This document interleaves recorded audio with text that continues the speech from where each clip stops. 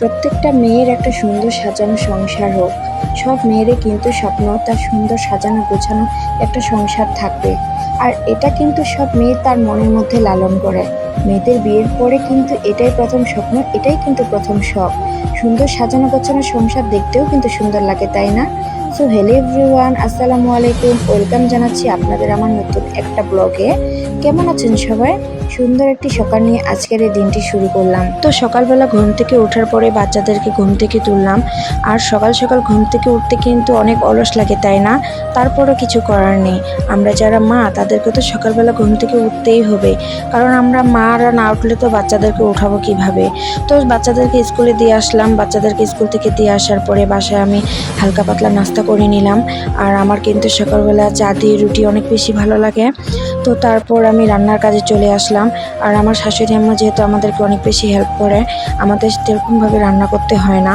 তো আমি শখের বসে এইভাবে একটু ডালটা আমার অনেক বেশি খেতে ইচ্ছে করেছিল। আর এটা কিন্তু আমার মায়ের রেসিপি। আমার মা কিন্তু এভাবে ডাল দিয়ে ডিম অনেক সুন্দর রান্না করতে পারে। এই রান্নাটা আমি আমার মায়ের কাছ থেকে শিখেছি, আমার অনেক বেশি ভালো লেগেছে। তাই আমিও ভাবলাম যে আজকে একটু আমি আমার মায়ের মতো ট্রাই করি। তো যাক, মার মতো যদিও হয় নাই, তারপর আমি চেষ্টা করেছি মার মতো করার। তো বাসায় একবার হলেও এই রেসিপিটা আপনারা ট্রাই করবেন। আর এটা কিন্তু মসুর ডালের এই রেসিপিটা, মসুরির ডাল দিয়ে কিন্তু এভাবে এই ডিমটা রান্না করা হয়। আর এখানে আমি কিন্তু প্রথমে পেঁয়াজ, মরিচ, রসুন দিয়ে সব কিছু দিয়ে মশলাটা ভালোভাবে কষিয়ে নিয়েছি। সব ধরনের মশলা আমি এখানে অ্যাড করেছি, এখানে কিন্তু গরম মশলাও অ্যাড করেছি। তো যাই হোক, এখন আমি এটা ভালোভাবে কষানোর পরে এখানে আমি এই যে ডালটা এটা দিয়ে দিলাম। হ্যাঁ, এটা দিয়ে এখন আমি ভালোভাবে কষাবো। এটা কিন্তু অনেকক্ষণ কষাতে হবে, এটার কিন্তু একটা কাঁচা গন্ধ থাকে, সেটা কিন্তু থাকবে না। তো তারপর এখানে আমি ডালটা ভালোভাবে সিদ্ধ করে নিলাম। আর এই তো সারাদিন এভাবেই আমার ব্যস্ততা চলে যায়। তারপর আমি এখানে একটু হালকা পানি দিয়েছি, বেশি পানি দিই নাই, এখানে যেহেতু পানি উঠছে। তো তারপর আমি এটা ঢেকে রেখেছিলাম। তো এই তো আমার ডালটা কিন্তু মোটামুটি সিদ্ধ হয়ে গেছে।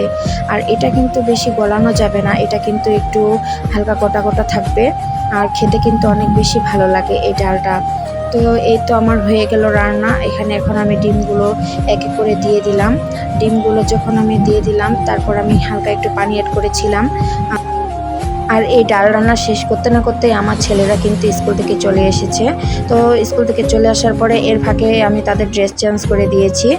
ড্রেস চেঞ্জ করার পরে তাদের আমি হালকা নাস্তা দিয়েছি। তারা যেহেতু স্কুলে গিয়েছিল, আর সকালে যেহেতু তারা সেরকমভাবে ভারী নাস্তা খেতে পারে না, সেই জন্য আমি ভারী কিছু একটা করেছি। আর তারপর এর মাঝে আমার ডালটা হয়ে গেছে। আর আমি এখানে ধনিয়া পাতা অ্যাড করে দিয়েছি। আসলে ধনিয়া পাতা অ্যাড করলে অনেক বেশি ভালো লাগে, আমার তো বেশ ভালো লাগে। তো এই তো আজকে আমার এই ডাল দিয়ে ডিম রেসিপিটি এই পর্যন্তই। তো আশা করি আপনারা এই রেসিপিটি বাসায় একবার হলেও ট্রাই করবেন। যাই হোক, আজকের এই ভিডিওটা কিন্তু এই পর্যন্তই।